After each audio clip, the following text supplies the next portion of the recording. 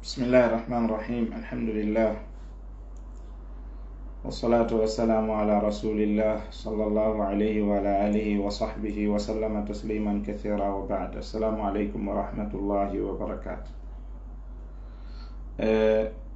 Musidɓe julɓe tedduɓe ɓaawen yettude Allahu tabaraka wa ta'ala julene laaɗo makko Muhammadin sallallahu alaihi wa sallam ko adi kon taw ko yaafinagol. Eɗen mari darsuji ɗi fuɗɗiɗen ɗi duwaɗen continuité kono sabu situation ji goo mi ala heɓude feere no mi naatira fi waɗugol ɗin darsuji ɗon. Joni noon en waɗa yewtere ko raɓɓiɗi ko yowodiri e du'a. Ko waɗi noon yimɓe ɓen no yewta fi ɗum ɗon ɓeymoɓe yaaɓe tawa goɗɗo ɓe na waɗanan du'a ɗaɓɓiramo du'a maɗum ɓeyna ɓe torike ha ɓe ronki Allah jaabinali ɓe ronki ɓe acciti du'a ko fewtugol tagaɗo on Allah mawɗo on landomo haaju makko maɗum fewtugol ɗimmojo mum neɗɗanke mo tañƴini gaynanaymo haaju makko on o landomo haaju makko on o inna yo waɗanmo maɗum fewtitugol goɗɗum wano jinna e cheytan e ko waywano mum ɗaɓɓira mo du'a innamo yo waɗanmo hunde kaari ma tororamo kanko innamo yo waɗanmo hunde kaari fiyo hunde kaari makko laato ma yo daɓɓu hunde kaari e ko waywano muɗum. Ɗo wiyete du'a ko iwrugol ley yaha e dow mana iwra e aaden fanɗuɗo on yaha e aaden mawnuɗo on. Jon noon du'a on toragol ngol hino ari e situation ji wano ka toragol Allahu subhanahu wa ta'ala ko ɗon wonɗen e yewtirde mo ko ɓuri kon. Toragol Allahu subhanahu wa ta'ala no woodi e noneji buyno du'a waɗirte e sa'i ka waɗete ɗon fiyo wawu laatade ma ko watte kon si du'a on waɗe fiyo du'a on wawu jabade. Ko waɗi nde neɗɗo on hino waɗa du'a on toragol Allah haray himo jorti yo Allah jaabinanmo ko woni noddude kon fi muɗum. Imma si ko daɗal yo Allah dandan hunde kaari ma si ko keɓal yo Allah okkoran hunde kaari.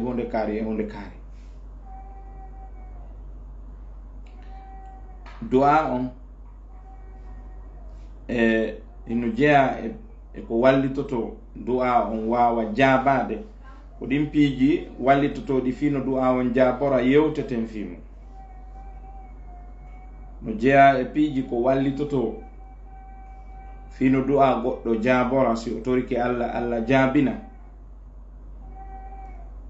ñaamugol ko laaɓi dagi. Si tawi woni an guure ma on koko harmi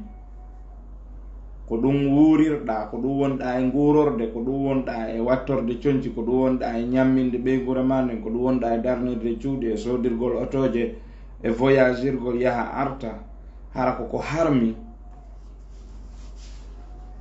haray du'a ma on ko hasi kon o jabotako. Nelaɗo sallallahu alayhi wa sallam hino maaki ɗum e hadith muɗum ɓe maaki ma akaluhu haramun wa mashrabuhu haramun wa malbasuhu haramun wa ghudhiya bil harami fa anna yustajabu lahu. Neɗɗo mo andanɗa hoore ma ñamete makko on wo, njaram makko ɗan wo, njooɓa makko on wo, nguure makko on fuu koko harmi. Nelaɗo maki fa anna yamuddu yadayhi ila samai ya rabbi fa anna yustajabu lahu. O fonta juuɗe makko ɗen o fewta ɗo o inna Allah o toro. Nelaɗo maki fa anna yustajabu lahu. Kon noon jaabinirante du'a. a jaabinantake du'a ko ni siforɗa ñamete ma on no harmi bimana ñamete on e hoore mum haysi kanko o harma kono no ɗaɓɓirɗamo non no harmi so tawi woni no ɗaɓɓirɗamo non no harmi ñamete on sellata tawi ɗaɓɓere ma nden no harmi ñamete on sellata joni wano noon kadi si tawi woni hara neɗɗo on concol makko ngol no harmi concol ngol kadi ko wiyete kon no harmi ko bimana ko concol ngol no ɗaɓɓiri ngol no mana jawdi ndi o ɗaɓɓindi fiyo sodugol concol ma ɗum haysi ko concol makko ngol tawata ngol ɗo ngol o ñoƴi tata ngol ɗo ngol wawata rewirde allahu subhanahu wa taala par ce que wiɗen andi sonnaɓe no heewi ɗo ɓe tawata ɓen ɗon haray ɓe jogui mbuuɗi ɓe yahay ɓe sooda basin ji ris e vax e graté e super e kañum honno wiyete bamako hara ko conci sarta prix ji moƴƴa ɓe yaha ɓe ño'a kono noone no ɓe sekiri conci ɗin noon ta ɗin conci ɗon ɗi wawata juulude few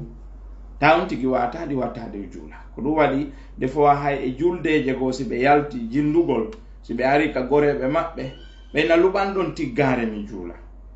luɓan ɗon wudere mi juula par ce que ko watti kon ɗon ɗum ɗon juulata donc o yahay o innayi o jonne wudere maɗum yo jonne tiggare o juula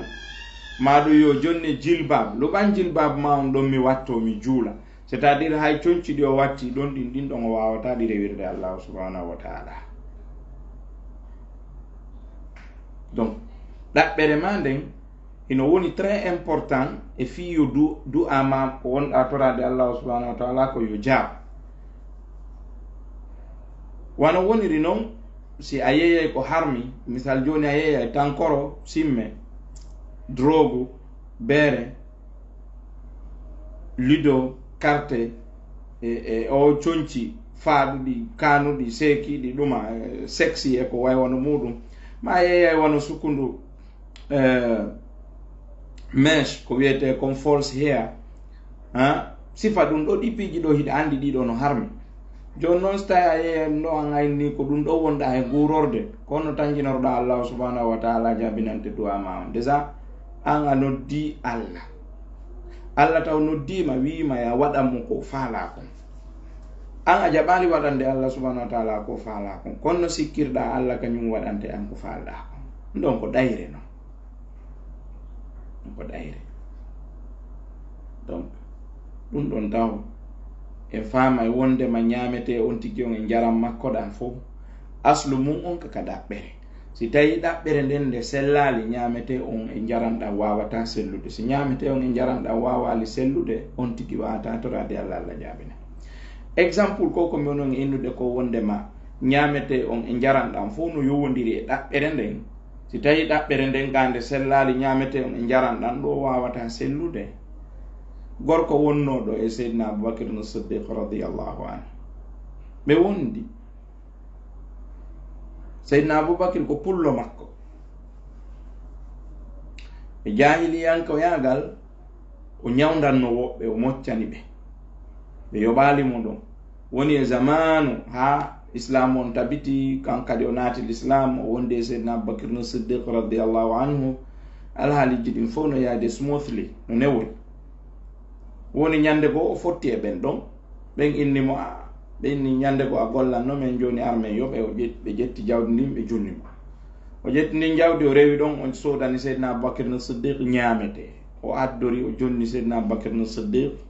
ɓe ñaami ɓe landaki konto iwri par ce que tawi ɓe weela moƴƴano après o inni pullo an on no wowno hari si tawi mi addanima goɗɗum a landotolan ko honto mi itti hande noon mi addi ɗum ɗo tun a ñaami a landakilan kam itti seydina aboubacry no siddiq radiallahu anhu maki hamalana alayhi l jour ko heege ngen naɓi min e ɗum c'est à dire mi weelanoma ha feƴƴiti ɓeyni ko honto ittuɗa ɗum o wowli no ko durnanagol woɓɓe ñawdanaɓe tan jahiliyanko yagal hari ɓe yoɓallan ɓe yoɓilan noon ande min yomi rewɗa mi sodane o ñamete mi addane seydina aboubacry looƴiti on ñamete gerde e muɗum yo yaltu ka nder reedu makko ha o ƴetti kolli makko ɗin o waɗi ni ga fiyo looƴito o yaltina on ñamete ɗon ka nder reedu sahabaɓe wi yo Allah yurmema Aboubacry ne Siddiq nde sayre ɗo tun nde ɗo tun wonɗa e wartorde Seydina Aboubacry maki si nde sayre wi'i nde yaltata si wona nde yaltida e wonki ankin mi gertoto nde yaltama nde yaltida e wonki ankin kono nde heddota ko kandere ɗo mayay ɗan etade ɓeɗo anduno Allah donc on tui ko ma o ñaama ko laaɓi dagi simo faala kanko e Allah ɓe welda joni noon ko honno ñamirta konko laaɓi dagi ko si o ɗaɓɓiri ka dagi ɗo ɗum ɗo hino jeeya e piiji ko resetata du'a ma on few ka angal ñamugol laaɓi dagi ɗon kadi hino jeeya e ko wonata sabu ɓiɓɓe ma ɓe sandonɗina mana ɓe wonta rebel e hoore ma ɓe wonta bandi ɓe salo ɗoftade ma wonta rebel e hoore ma hara sa wuuli ɓe nanata sa haɗi ɓe jaɓata sa yamiri ɓe wurata ɓe salo few ɓe sandonɗina gera ha ronka nada juuɗe koyɗe fiyoɓe few ronka fes ɓe fewa ko ɗum waɗi moƴƴuɓe feƴƴunoɓe ɓe wi womillan huli yeddugol Allah ha mbaɗɗateri andin salanomi komi wiyatandi kon mana sa yeddi Allah subhanahu wa ta'ala ɗum ɗa kadi ko Allah tagi kon eltanma no wawi salanadema an kadi par ce que Allah no wi ko ɗum ɗo o faala ko ni o noddirma o wi ya waɗanmo ɗum ɗo e ɗum ɗo an sa inni a watta ɗum ɗon ko o tagi kon kanko kadi a yamira ɗum ɗon kañum kadi inna watta lutta kus kadi sa yeddi Allah subhanahu wa ta'ala hay otowal ma ngal yeddete sa yeddi Allah subhanahu wa ta'ala hay motoru ma ndu yeddete sa yeddi Allah subhanahu wa ta'ala hay ɓingu ma yeddete sa yeddi Allah subhanahu wa ta'ala hay modi ma yeddete sa yeddi Allah subhanahu wa ta'ala hay ɓiɗɗo ma on dartotoma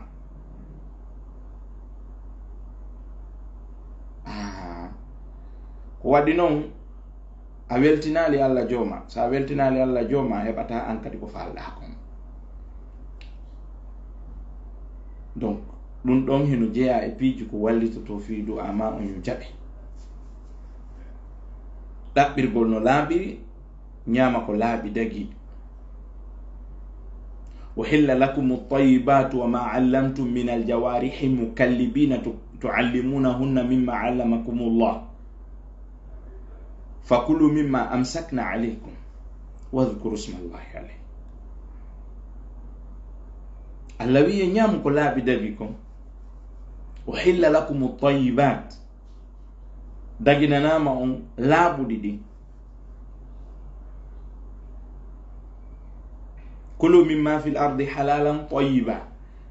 ñaame ko laaɓi dagi e ko woni ka nder leydi ko kono ko onno noon heɓirta kon ko laaɓi dagi ko sa ɗaɓɓirino laaɓi dagol si wawa heɓde ko laaɓi dagi no jeeya e piiji ko wallitoto fiyo du'a jaabo moƴƴagol e yumma e ɓen moƴƴagol e mawɓe ma ɓen nene ma e baben ma ɓeɗo ɗiɗo si ɓe wuuri hara yiɗa mari aljanna aduna kono anda par ce que ɓe fuutaki ma taw ɓayi ɓe juuɗe ma hiɗo wuuridi hara anda hiɗa mari aljanna aduna ha ɓe fof ɓe maya heddoɗa ɓawoɗa on tuma andata ɗum ɗon donc ɓeɗo moƴƴoɗa e maɓɓe okkoraɓe fijanaɓe jalanaɓe yurmeɗaɓe neldaɓe yaha ka maɓɓe ƴewtoɗaɓe ɗaɓɓiraɓe wela ye maɓɓe on ettoɗa fiyoɓe welto kamɓe no woɗi hadis ka Allah subhanahu sallallahu alaihi wasallam maki aljannatu tahta aqdamil ummahat aljanna on ka sengole koyɗe neneɓe ɓen woni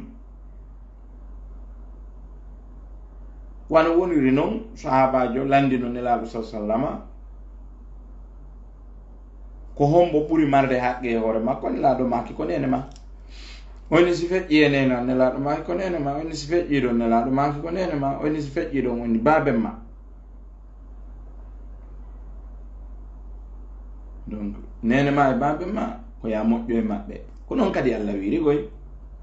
o wi wa qada rabbuka alla ta'budu illa iyyahu inni wa bil walidayni ihsana. Allah ñaawi on qada ɗon ka qur'an on qada ɗon ko hakama wa amara o ñaawi o yamiri yo ɗum huwe yo ɗum gollitire. qada rabbuka alla ta'budu illa iyyahu inni wa bil walidayni ihsana nene baba ko moƴƴete be muɗum. bal o ɓanginanma hay situation ka nene ma wonno ɗon e feema o wi nokkugo hamalatu ummuhu wahnan ala wahnin nene makko rondike mo lo'ere dow lo'ere mana ka nene ma sowinoma ɗon. nokkugo o wi hamalatu ummuhu kurhan wa wada'atuhu kurha nene makko rondike mo dow sattende o jibinimo kadi dow sattende. donc situation on ɗon no holli wondema mawɓe ma ɓen no mari ɓural e hoore ma ngal duwaɗa qirritade. ngal ɗon ɓural ngal duwaɗa qirritade ngal tawata ngal ɗon hiɗa hani ngal ɗoftade teddina fi maggal considérangal ko ya yangano mawɓe ma ɓen gollanaɓe ko welata ɓe kon fijanaɓe jalanaɓe yurmeɗaɓe okkoraɓe teddinaɓe hara ɓe heɓali suno e telemma maɗa ɓe weltanoma kadi hara seke tawa tuma nodduɗa Allah subhanahu wa ta'ala o nototo sabu welaye maɓɓe on. sabu na noon nelaɗo sallallahu alaihi wasallam no maki rida Allahi min rida alwalidaini wa sakhatillahi min sakhati alwalidain. mana welaye Allah subhanahu wa ta'ala no yowodiri e welaye nene ma e babe ma wano woniri noon tikkere Allah subhanahu wa ta'ala nde no yowodiri e tikkere nene ma e babe ma nde. mana si yumma ma e babe ma weltanike ma Allah joma tabaraka wa ta'ala weltantoma. wano woniri noon si ɓe tikkanima bi mana ɓe seytinanima haray hiɗa hulana kadi wota Allah subhanahu wa ta'ala seytinana. ɗum ɗo fo noon ko ɗum yowodiri ko yowodiri ko tawi woni ɓe yamirima ko moƴƴi kon ma ɓe haɗima ko boni kon ma ɗum ko haqqe wonɗo hakkunde ma an e maɓɓe mo ɓe duwa hettude e juuɗe ma harana ko yowdiri haqqe Allah subhanahu wa ta'ala.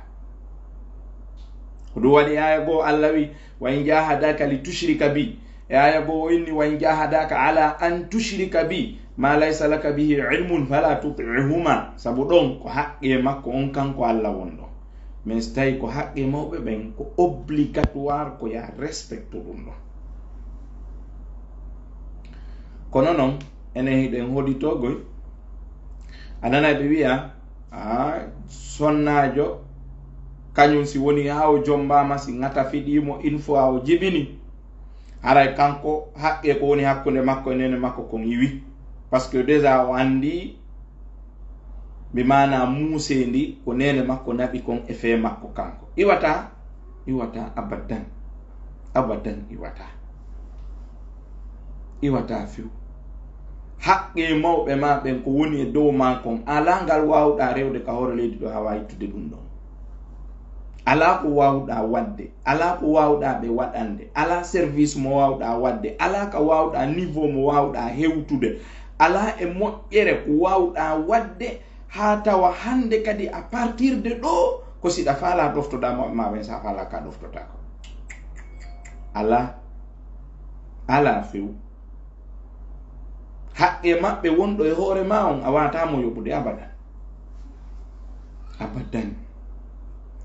ka nder reedu yumma ma hay ñubande nde ñubinoɗa dampuɗa ɓe nde wotere ka nder reedu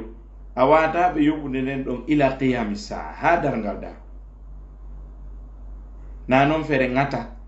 na noon fere fewgol na noon fere ronkere na noon fere muusendi na noon fere muusu ɓaawo e ronkugol ɓandu ndun e ñamugol ko metti ko tata ko ɓe wowano ñamude ma ko welatano ɓe kono ka pewe ɗon tawa ko ɗum ɗon noddata. woɓɓe ƴakkay hay kembu woɓɓe ƴakka kew woɓɓe ñama ka nder hurgo woɓɓe tutta ha bala kenkeje mum ɗen muusa woɓɓe koyɗe mum ɗen heewa ta ɗum ɗo fof ko sabu reedu ndon. anda wa yoɓude ɓe ɗum wata yoɓude ɓe ɗum.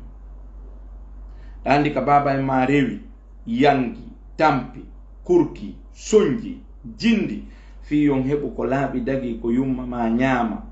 ha wawa jibindema ha wawa newdema ha hewta e on niveau mo yewtuɗa ɗo. ɗa andi ko combien de temps saliɗa baba en ma ɗano e nder jemma o, nene ma kan itte sikke par ce que ko nene ma muyninta immo e 1 heure jemma e 2 heures jemma e 3 heures jemma e 4 heures jemma muynina kamɓe memata pampes ma on ndara si tawi woni a ɓuɓɓinali ma a resaki ɓe itta ɓe loota ɓe changane nappi ɓe lele kadi ɓe wallina ɗum ɓe lele ɓe ɗannina kadi si ɓe waalo ɓe fuɗɗo walade tun seeɗa ni tun kadi reyreyta wulla kadi ɓe immo kadi ɓe jooɗo jemma on peetu wonde hara e courant Allah tawa ko kendul mana bougie huɓɓinte, wonde hara ko lampoti, wonde hara ko torche. a wawa yoɓude ɓe ɗum ɗo a wata ma tastati abadan a wata abadan. donc joni noon a yaw yaha ha helli feɗa ha janda yaha Europe yaha Amérique yaha Australie yaha ɗo e ɗo hande kadi ɓeɗo si ɓe noddima ko probléme, si ɓe yamirima ko probléme, si ɓe haɗima ko probléme, si ɓe niya okkorɓe saloɗa. ɓeɗo no tikkanma, ɓeɗo no seytinanma école ko ɓe yamirma kon ma ko ɓe haɗuma kon ma e ko ɓe nodduma kon wona ko tikkinta Allah subhanahu wa taala. yeddaɓe viw sa yeddiɓe ɗon Allah tikkante seytinane kadi, so seytinanima sa noddimo jabotako abadan. du'aji yimɓe busno falli ko sabu angal weltingol mawɓe mumɓe. nelaɗo sallallahu alaihi wasallam goɗɗo ari ka maɓɓe o ini nelaɗo mi soodi ɗi e on no mi yeyodiri e mon maɗum mi ƴettani on ahadi natugol islam e habugol jihadi. ɓaɓe fokkiti yawgol waɗoygol jihadi o gorko ari o inni joni yaade. nelaɗo sallallahu alaihi wasallam maki damari mawɓe o wi hi maki ɓe fof ɓe wuri o inni hi nelaɗo maki fa fihi ma fa jahid, yaw ka mawɓe ma ɓen waɗa jihadi ton, mana yaw ton yanganoɗa ɓen, kurkanoɗa ɓen, defana ɓen, wuppana ɓen, layɓana ɓen, lotanaɓe suudu, wona takko maɓɓe ɓe nodde notoɗa ɓe yamire waɗa ɓe haɗe acca, wona takko maɓɓe weltinaɓe fa fihi ma fa jahid.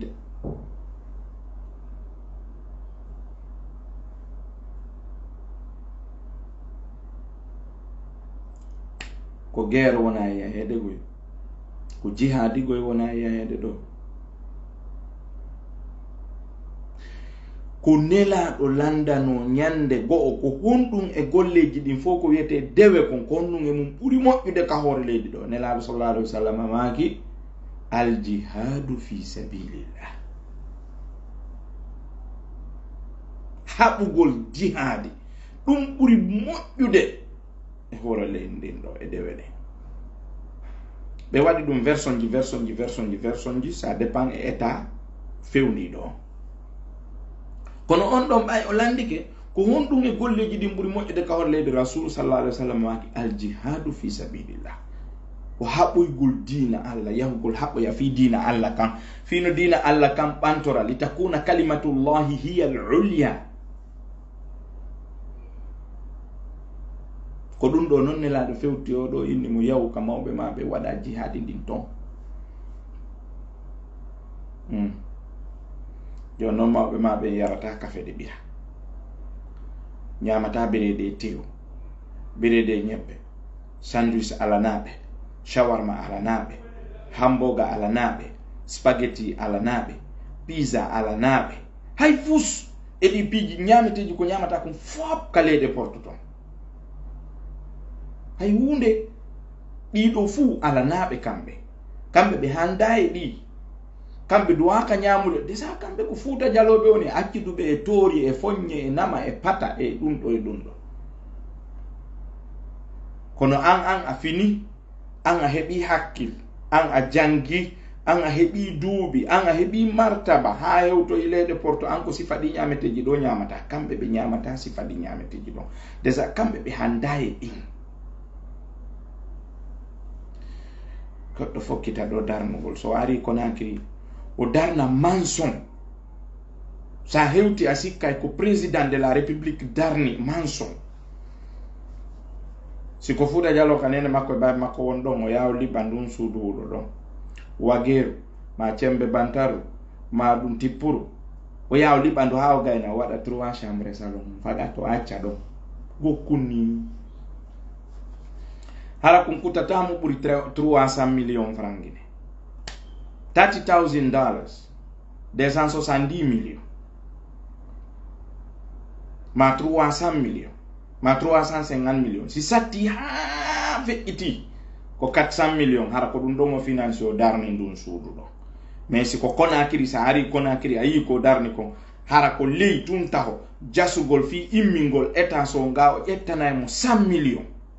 jasugol ley tun taho profondeur on fokkintingol pilieje ɗen ɓantugol fi yo sundum ardoga yani konko woni ley ton wawa tambade premier deuxième troisième quatrième cinquième dal aye o ƴettay ɗo joni 100 millions o ira ɗin ɗon ka nder leydi ga hara sundum hewtali taw ka level ɗo ka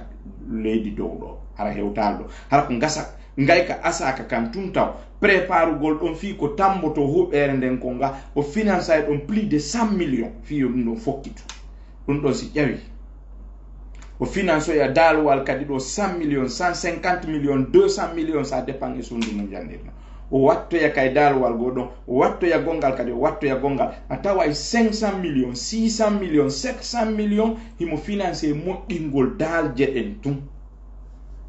ara birkije ɗen tawaka o fuɗɗoyo noon en salugol birkije ɗen o jokka ɗum ɗon ha o gayna nde himo gaynoya suudu makko ndun a tawa ndu kutimo 1 milliard 500 millions ma 2 milliards no darnirta kono Fouta Jallow sa hewti ka mawɓe makko jibinɓe mo ɓe nene makko Jara Moussa ɗo ngata fi makko on ka woni ɗon a tawa cuurum kun o darnani ɓe kun ko kun 300 millions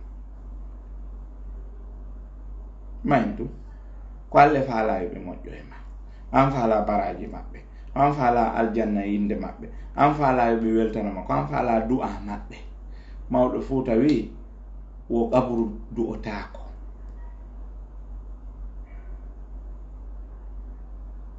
ɗum ɗo no tampine ɗum noon woni sonnajo woni duhiɗo ɗum ɗo no tampine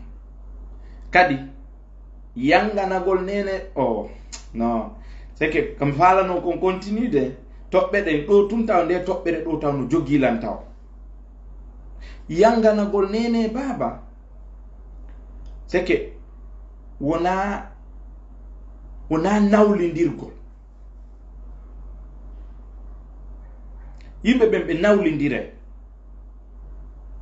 nawlindirgol ngol komi woni innude ko nawlindirgol ɗo kaka boniri ɗon na nawlindirgol ka moƴƴiri ɗon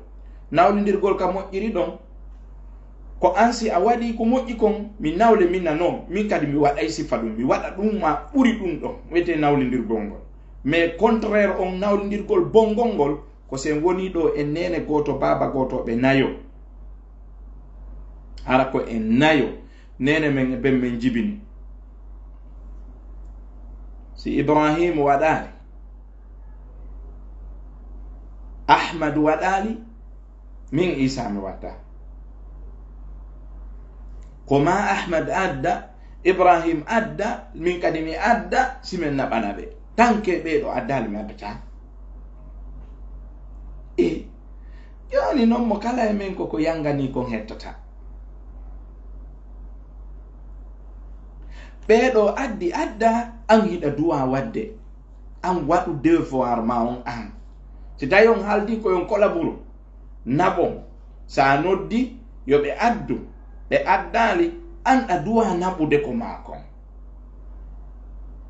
naɓan ɓe 100 000 200 000 500 000 1 million 2 millions 5 millions 10 millions 100 millions 1 milliard ko heɓata feere wo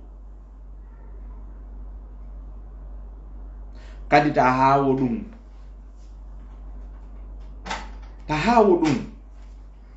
goɗɗo woli ɗo ɓe jooɗo ɗo ka café walara ɓe yewtude ni yewtereji no wondi min ko ndeñande ɗo mi naɓani ɗo nenan ɗo 10 millions 10 millions ko honno sa eɓɓidiri ɗum e situation mo nene ma feƴƴini on e fe alhaali ma on an ɗum no ɓadodire 10 millions ɓadodira ɗum nanda yiida fes non ta hawu ɗum kala ko naɓanɗa ɓen haray no fanɗi nelaɗo sallallahu alaihi wasallam no maki anta wa maluka li abika anta wa maluka li abika an wo jawdi ma ndi wo ko baaben ma jeyi on fop baaben ma jeyi ma jeyduma e jawdi ma ndi fuu anta wa maluka li abika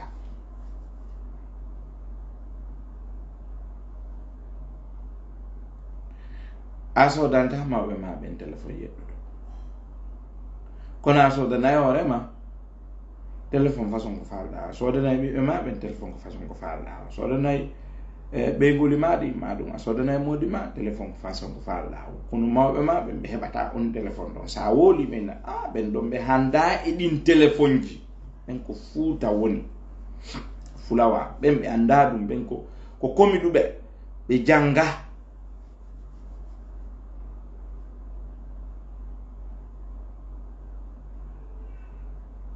subhanallah haysi ɓe janga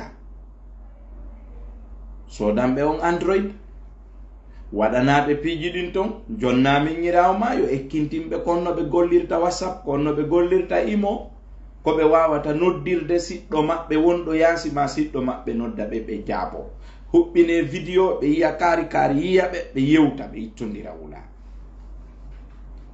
kono a watta ɗum ɓen ɗon ɓe anda e ɗum sana baniɓe ɗo kadi jawdi ɓe jettidi ɗo ɓe senditi ɓe okkoriyoɗa ina no min ɓay on funsa jawdi ndi mi hokkata on mi naɓata jon noon a hokkuɓe ka a nelduɓe ka a jonniɓe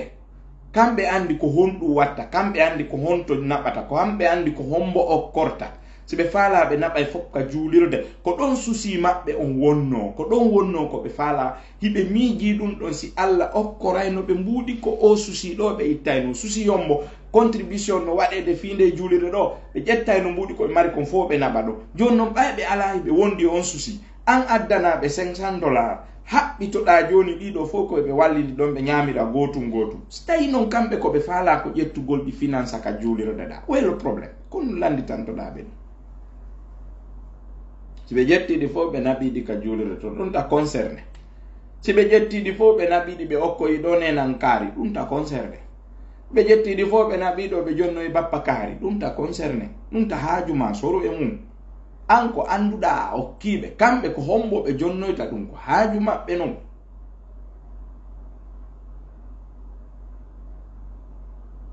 kono ko yo jonnuɓe ha gasa o dicteta ɓe kadi o yeetoɓe kadi ko honnumɓe wattade min noon mi naɓani on ɓuuri kono min mbuuɗi andi ndena ƴetteteɗi saakite jonne sinani e binani hiɗon mari ayɓe nano e ñaamo kaari en ko ñanne kaari en ko mbooloɓe kaari en ñaamay kaari en no yennuno ñande ko ƴetton mbuɗɗin okko ƴetteɗi walli noon ɗon ñaamiron ɗi doy hara on ƴettali ɗi saakiton ɗi dey ɗum ɗo an subhanallah ko mbonɗa yewtude ɗi haalaji nene ma jara e baba en ma boora jibinɓe ma ɓen adduma ka aduna ɗo ɓaawo Allah subhanahu wa taala ko ɓeɗo woni sabu arde ka leydi ɗo ko ɓeɗo wonɗa yetade ko honɗum waɗata an ko honde sa jibinaɗa honde sa yarɗa ka leydi ɗo ha wawa yetagol mawɓe ma ɓen ko honnum ɓe watta kamɓe donc kamɓe ɓe anda jawdine an ko honde arɗa ka aduna ɗo ha yettoɗa mawɓe ma ɓen ko honnum ɓe watta jawdi ndi jonnuɗa ɓen kamɓe ɓe anda kandi gasta yaade ɓe andandi ɓe gaste jonnede ɓe andano ɓe gasta ñamirdi ndi ɗo yimɓe ɓen no fekkade ɗo no jeeya noon sayiji goo kadi ka tata du'a on hino jaabo juulugol nde on tigi no juula kadi so sujji kadi ka leydi juulugol ngol ko feere sujudere nden ko feere no jeeya ko hollata wondema juulugol ngol no jaabina du'a nelaɗo sallllahu alayhi wa sallam si ndiyan ɗan kupino mana kokke waɗi tawi ndiyan ɗan ala e sajude ko on saha ɗolle ɗan duwa sajude sina ɗum dabeji ɗin mayay ñameteji ɗin mayay donc ɓe yahayno ɓe waɗa ko wiyete salatul istisqa julden yarninagol ɓe yaha ɓe juula ɓe toro Allah subhanahu wa taala e ndiyan ɗan sajude ɗan ara donc ko nema nden juldere non nden julde ɗon julde du'agol toro Allah subhanahu wa taala yo yurmede makko ndin cippo e tagore nden o accita ndiyan ɗan ɗan ara no jeeya e mum kadi ko hollata wondema julde nden hino wallito e jaabingol du'a on tawde neɗɗo on so bakkonɗini o waɗi bakkatu o maapike o huli bone on bakkatu ɗo wota Allah nangitirmo ɗum ɓenamo ya o salligo juula darɗe ɗiɗi o toro Allah subhanahu wa taala yo Allah yaafumo o tuuba o rutto e Allah yaafu ɗum no jeeya ko tindinta kadi jaabagol du'a on ka julde ɗon so ndaari hay annabi Isa alayhi salam torike Allah subhanahu wa taala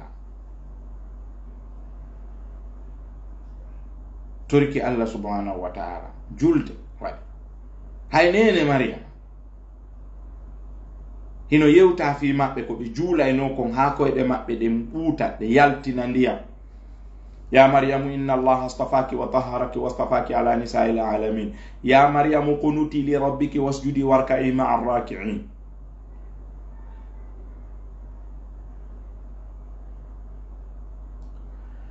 docteur honno docteur Moustapha Mourad ɓe waɗi deftere ɓe inni nde sayidatu nisa'i ahlil janna nene Maryama inde maɓɓe no nder nden deftere ɗon ɓe yewti ɗon fi nene Maryama ɓe yewti ɓe ni ko ka Allah subhanahu wa taala waɗuno ngal aya wal ɗo yewti fi nene Maryama mana konngol ngol on tuma e zamanu nene Maryama ni arduno aroy non ko Qur'ana Allah yewti nelaɗo ko yewtuno ko nene Maryama wo gilandema ka nene Maryama andinano ɗum wondema Allah suɓike ɓe e sonnaɓe heddiɓe fof ka hoore leydi e zamanu maɓɓe wo nene Maryama immotono jemma juula ha koyɗe maɓɓe ɗen ɓuuta nelaɗo kadi no mantira ɗum nelaɗo kadi juulayno ha koyɗe maɓɓe ɗen heewa ha nene Aisha radiyallahu anha maki nelaɗo on no juulirantani ha koyɗe maɗen no heewa ko a yafanaɗo bakkatuji ma adi ɗi o wonɗi e arde o feƴƴuɗi o fewndi ɗi o foppa a yafanama liyaghfira laka Allahu ma taqaddama min dhanbika wa ma ta'akhkhar wa yutimma ni'matahu alayka wa yahdiyaka siratan mustaqima joni Allah wiima ɗum ɗo ko fiyon ɗum an juulanta ɗo ni ha koyɗe maɗe no ɓuuta nelaɗo maki afala akuna abedan shakura ene min mi falaka wonde jiyaɗo yettowo Allah jooma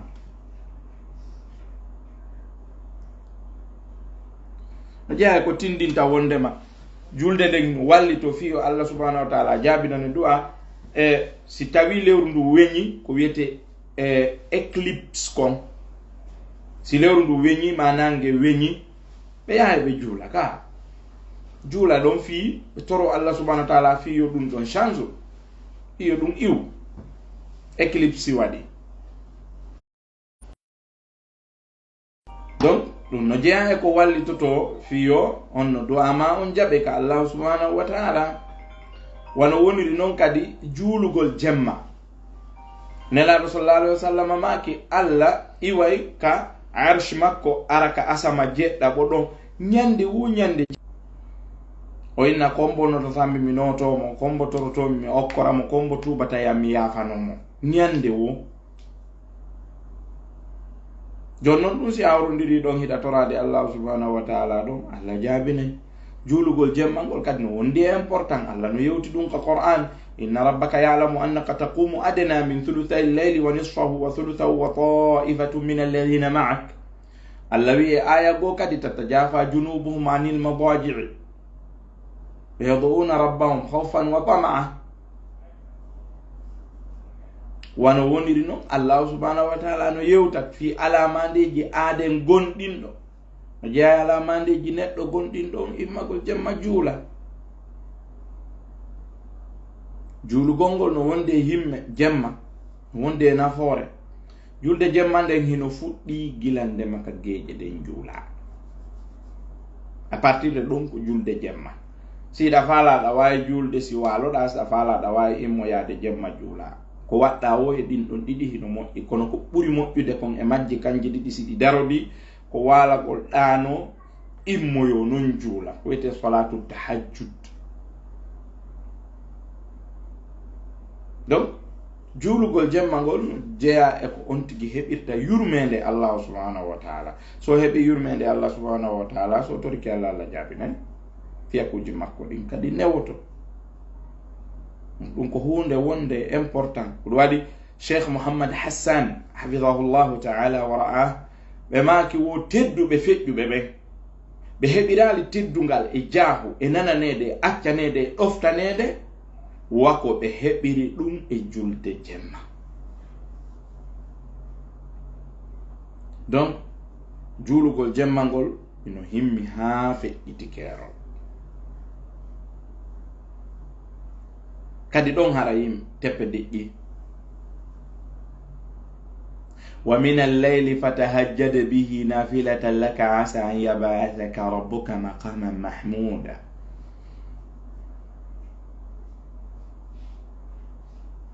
wa min alleyli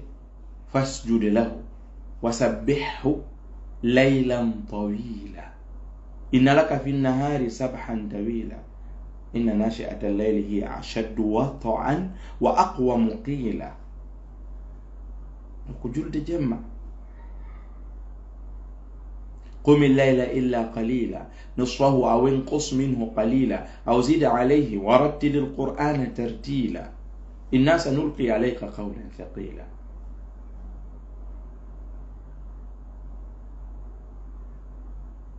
donc haray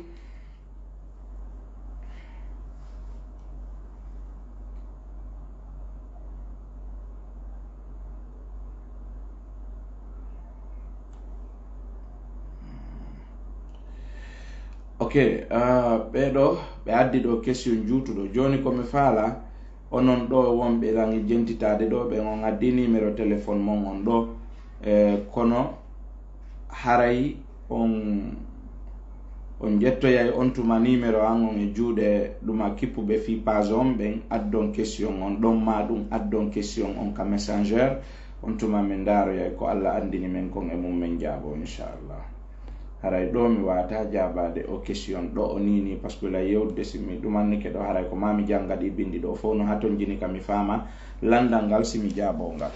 bon haray julde jemma nde no wonde himme moƴƴande neɗɗanke on julta jemma o toro Allah subhanahu wa taala son wattani yila kadi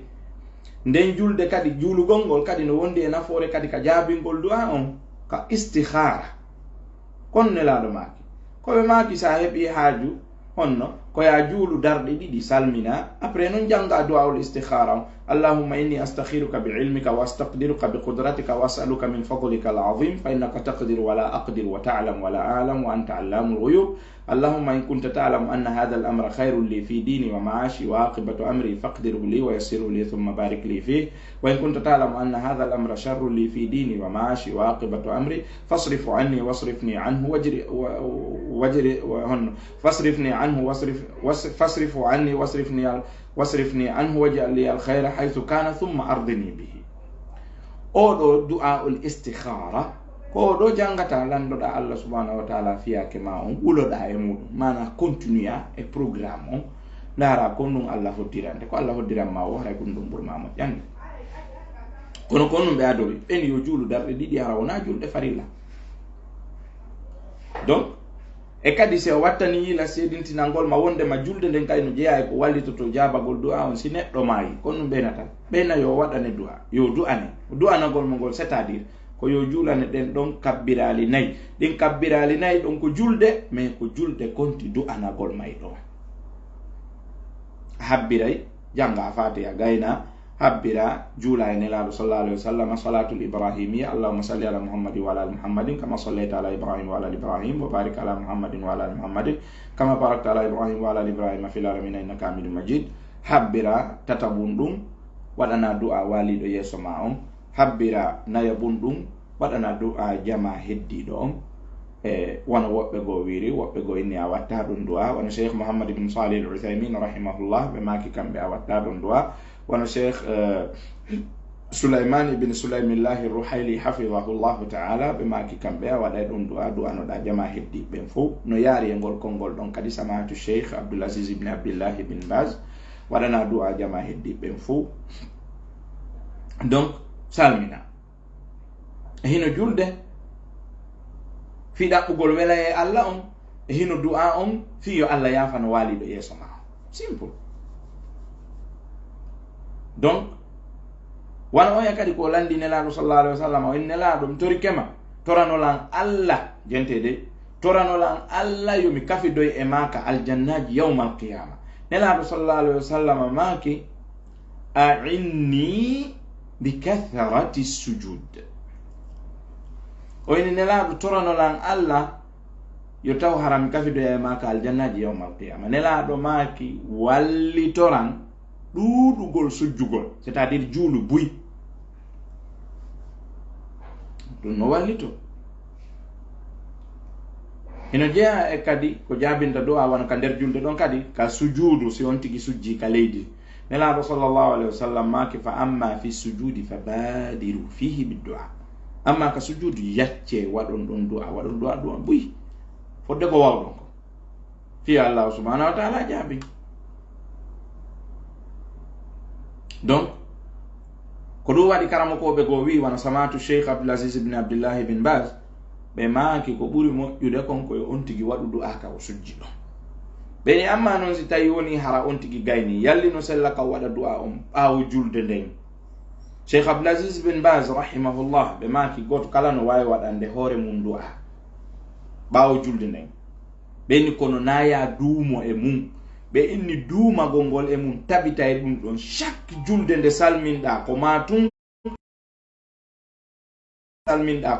waɗa ɗum du'a ɓe inni ɗum ɗon hara e duumagol e mum wona sunna. Samatu cheikh Abdoulaziz ibn Baz janti ɗum e deftere no wiye at-tariqu ila al-janna.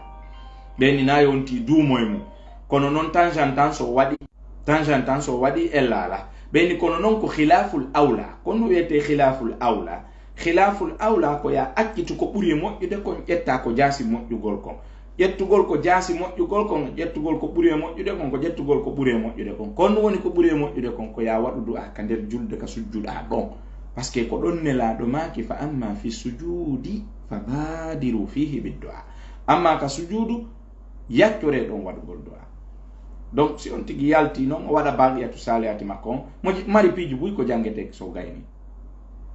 O wi assalamu aleykum wa rahmatullah, assalamu aleykum wa rahmatullah. O wi astaghfirullah, astaghfirullah, astaghfirullah. Allahumma anta salam wa minka salam, tabarakta ya dhal jalali wal ikram. Après o janga du'aji hikkiɗi ɗon ɗin. Si tawi e misal joni ko futuro ma subaha haray mo mari wiugol subhanallah wa bihamdi, subhanallah wa bihamdi. Haray o wiya astaghfirullah wa atubu ilay, astaghfirullah wa atubu ilay, astaghfirullah wa atubu ilay laabi jeɗɗi. Subhanallah wa bihamdihi laabi jeɗɗi. Imamul Albani rahimahullahu ta'ala hiɓe janti ɗum. On tuma on tigi janga ayatal kursi o janga qul huwallahu tati sika ka futuro maka subaha. O janga qul a'udhu bi rabbil falaq tati sika ka futuro maka subaha. O janga qul a'udhu bi rabbin nasi tati sika ka futuro maka subaha. Siko e ɗiya waɓutuji heddiɗi so jangi ayatal kursi on qul huwallahu ko nde wotere, falaq nde wotere, nasi nde wotere. On tuma o waɗa bagatu salihati makko so gayni o wiya allahumma ajirni minan nar, allahumma ajirni minan nar, allahumma ajirni minan nar laabi jeɗɗi. O wiya hasbiyallahu la ilaha illa huwa, hasbiyallahu la ilaha illa huwa, hasbiyallahu la ilaha illa huwa laabi jeɗɗi. ɗiɗo Imamul Albani rahimahullahu ta'ala no jantiɗi ɓen ɗum ɗo no moƴƴi waɗugol. Joni so gayni ɗum ɗon fuu kadi o waɗoyay kadi la ilaha illa allah wahdahu la sharika lahu lahul mulku wa lahul hamdu ala kulli shay'in qadir laabi sappo. O waɗay ɗiɗo kadi laabi sappo. Joni ɗum ɗo fof sino ton est ce que ara yiɗa mari tan innugol goɗɗo e waɗane du'a heddiɓe wiya amina. Ala on tan par ce que déjà yiɗa mari golle taw an ɗe a gaynali tan te wonɗa e ɗaɓɓirde baraji ɓooga baraji ɓay tammum no woodi mooɓa ɗum no wawirɗa non fuu par ce que a anda yer koye jogiɗa koye ɗo est ce que koye ɗo yonay ko lumbino e sirat yawmal qiyama. Donc etoɗa mooɓa buy mais bon to metti sifaade salminte tun seeɗani tumena kaari waɗane noon du'a waɗa du'a heddiɓe wiya amina du'a battane julde honto azkar ji taw arɗi ɗin ba'da salah al azkaru lwaridatu ba'da salah ayna hiya hal tabaqtaha kullaha est ce que a jangi ɗiɗo fo est ce que a golliri ɗiɗo fo est ce que a appliqué ɗiɗo fo donc aray il y a beaucoup de choses à dire kono komi yeeti on kon tum jamano felde Allah subhanahu wa ta'ala kono sa yilti page on a tawa e nokkeli go ko neɗɗanke o raɓɓintini neɗɗanke on raɓɓindini donc ɗum ɗon hino jeeya ko wallitoto no jeeya kadi ko wallitoto kadi jabagol du'a kadi ñalande juma waɓutum hino ɗon rasul sallallahu alaihi wasallam maki waɓutum hino e ñalande juma kala ko toriɗa ɗum Allah o jaabinayi 100%. kono yi kon woni ko waɓutum ɗon ko ɗon noon jama o majji ɗo woni andaka speculation ji waɗi innugol woɓɓe inna ko ɗo woɓɓe inna ko ɗo woɓɓe inna ko ɗo kono tabitali wiya ko ɗo be that ma be bapt hino waɓutum kun ɗo si kun ɗon no andano kala ko ɗon doganayno kono ko kum suumira ɗon ko fiyo mo kala etano hoore mum non joni no ɗaɓɓitira tinno rewa Allah ɗuɗɗina towagol Allah subhanahu wa ta'ala nde ñalande fiyo hawrondire ko waɓutum ɗo no woodi ɗon kadi goɗɗum go ko wallitoto kadi jabagol du'a on ɗuɗɗingol juulugol e nelaɗo sallallahu alayhi wa sallam nelaɗo maki man salla alayhi salatan wahidatan sallallahu alayhi biha 10 mo juuliyande wotere Allah juula e makko laabi sappo ñande goo goɗɗo naati ka juulide nelaɗo sallallahu alayhi wa sallam manti Allah ha sahabajo go no jooɗi no jentitimo mo ɗa manti Allah ha après wari o juuli e nelaɗo sallallahu alayhi wa sallam mo jooɗi ɗon ka nder juulirde o ya sahabajo no ɓakkiti sara to kono no jenti ko yawoni guerde ko o juuli e nelaɗo sallallahu alayhi wa sallam o gayni o tori Allah no mo tori Allah no mo tori Allah o gayni o juulitoy e nelaɗo sallallahu alayhi wa sallam o fermi on tuma o sahabajo ɗo sifani nelaɗo ko oɗa waɗi kon nelaɗo ma kiwa jab laatike woni Allah jaɓi ɗum ɗo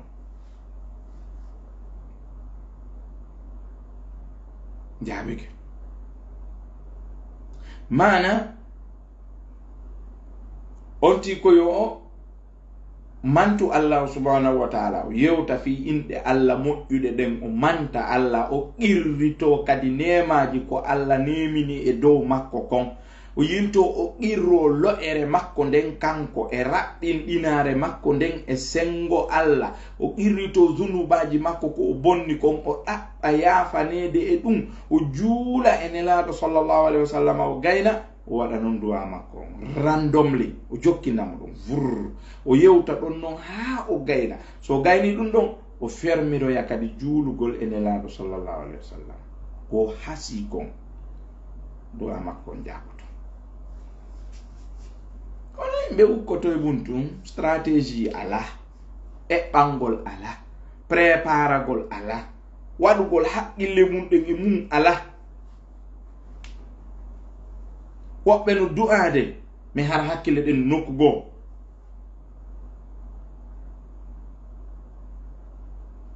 hadith no woodi ka nelaɗo sallallahu alayhi wa sallam maki la yaqbalu llahu du'a qalbin lahin aw kama qala alayhi salatu wassalam mi yejjiti nas hadith on no walorno noon nelaɗo sallallahu alayhi wa sallam maki Allah jaɓata du'a mo ɓernde mum wersindi yani an hiɗa wadde du'a gon nani jaade nokku goo oɗa no wadde du'a ɗa jogi téléphone bawa wadde ni amin amin amin a fijjirde téléphone amin amin yani an kono wonɗa wiide amin ɗo ta est ce que hakkille maɗen no toon hakkille maɗen ala toon est ce que ɓernde maɗen no toon ɓernde maɗen ala toon tan ko onno Allah jaɓirta ɗum ɗo jaɓata ɗum ɗo ha wadde du'a ɗa fijirde jikiriwol magol ni ɗa wadde du'a ɗa darde to ɗa ɗumanno ɗa dara to ala wadde hakkille maɗen e du'a ko wonɗa du'ade ko honde sayi Allah subhanahu wa ta'ala jabinta ɗum ɗo jabinta ɗum par ce que hakkille maɗen ala to maɗum si yiɗa du'ade kono hiɗa waɗi ka hakkille ma Allah jabinta ɗum ɗo on te toro Allah kono he donc sikka na an woli ko ɗum noon Allah wi ana inda dhanni abdi bi falyadhunna bi ma sha'a. Ka hadithul qudsi. Min mi do wonani jihaadu an pilasi kaw sikki mi don yo sikkan kaw faalawo. Ka sikki Allah jaabinay o jaabinay. Sa sikki Allah ko jaabotoɗo du'a o jaabinay. Sa sikki Allah ko faabotoɗo Allah faabotoma. Mais sa waɗi kadi ɗiɗi ayni no ande no wadde ɗum ɗo tun kono mi sikka. Sabu min miɗe wi ka ɗuuɗi yiɗi e ɗuɗo kono ɗo onti yo waɗu tun kono he mi sikkano kala han